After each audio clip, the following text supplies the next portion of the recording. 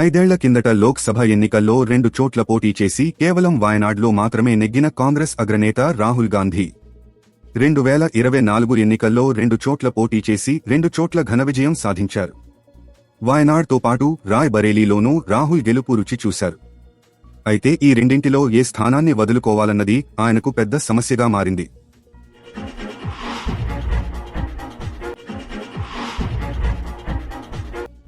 2019లో ఎదురుగాలిలోనూ తనను ఎంతో ఆదరించి అక్కున చేర్చుకున్న వాయనాడ్ నియోజకవర్గం ఒకవైపు, పోయిన ప్రాభవాన్ని ఈసారి ఎన్నికల్లో తిరిగి అందించిన రాయ్ బరేలీ మరోవైపు రాహుల్ను సందిగ్ధంలో పడేశాయి.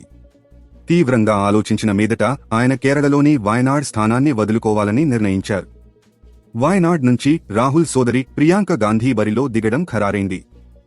దీనిపై రాహుల్ స్పందిస్తూ వాయనాడ్ను వదులుకోవాలా, రాయ్ బరేలీని వదులుకోవాలా అనే అంశంలో తీవ్రంగా మథనపడ్డానని వెల్లడించారు.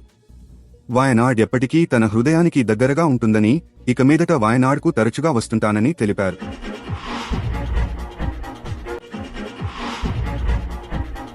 కాగా రాహుల్ వాయనాడ్ను వదులుకుంటున్న విషయాన్ని కాంగ్రెస్ జాతీయ అధ్యక్షుడు మల్లికార్జున ఖర్గే ప్రకటించారు. ఏఐసీసీ సమావేశంలో చర్చించిన మీదట ఈ నిర్ణయం తీసుకున్నట్టు తెలిపారు. రాహుల్ ఏమన్నారో ఆయన మాటలోనే వినండి. मेरा रायबरेली से और वायनाड से इमोशनल कनेक्शन है. पिछले 5 सालों में मैं वायनाड का एमपी था और वायनाड के सब लोगों ने, हर पार्टी के लोगों ने प्यार दिया, तो उसके लिए मैं दिल से धन्यवाद करता हूँ और पूरी ज़िंदगी उसको याद रखूँगा.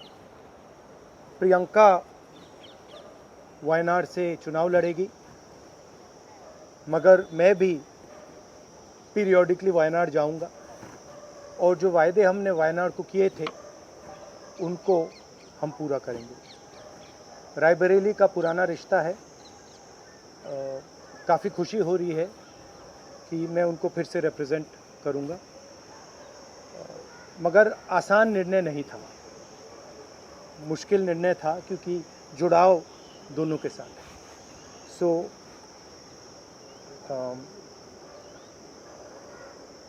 I have an emotional relationship with both Raebareli and the people of Wayanad, and the last 5 years as member of Parliament of Wayanad have been a fantastic experience, a very enjoyable experience. The people of Wayanad stood with me. The people of Wayanad gave me love and affection.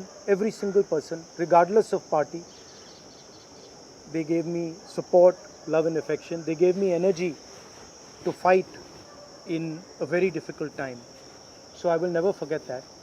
I want everyone in Wayanad to know that Priyanka is going to fight the election in Wayanad, but I am going to be a frequent visitor to Wayanad, and I am going to be available to the people of Wayanad, and the commitments that I have made, we will stand by them and we will try and deliver all those commitments.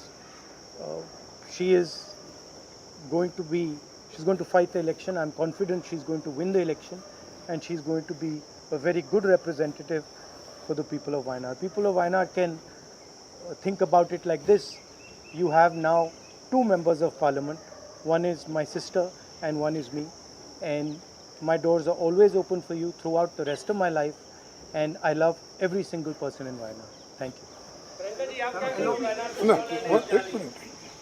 बहुत खुश हूँ मैं. I am very happy to be able to represent Wayanad, and all I'll say is that I won't let them feel his absence.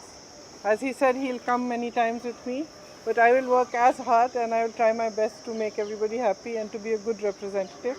और रायबरेली के साथ तो मेरा बहुत ही पुराना रिश्ता भी है और 20 सालों से मैंने काम किया है दोनों रायबरेली और अमेठी में, तो वो रिश्ता तो कहीं मतलब किसी भी तरह से टूट नहीं सकता. उसको कायम रखने के लिए हम दोनों हैं, और भैया की मैं मदद रायबरेली में भी करूँगी, और जैसे इन्होंने कहा हम दोनों रायबरेली में भी हम दोनों मौजूद होंगे और वायनाड में भी. दोनों को 2 सांसद मिल रहे हैं. सिंपल सी बात है. आपके पॉलिटिकल लाइफ का इलेक्टोरल डेब्यूट है, हर राजनेता चुनाव में जाना चाहता है, आप पहली बार चुनाव में जा रही है, क्या कहेंगे इस बारे में, किस तरह की आपकी जो इस समय भावना है?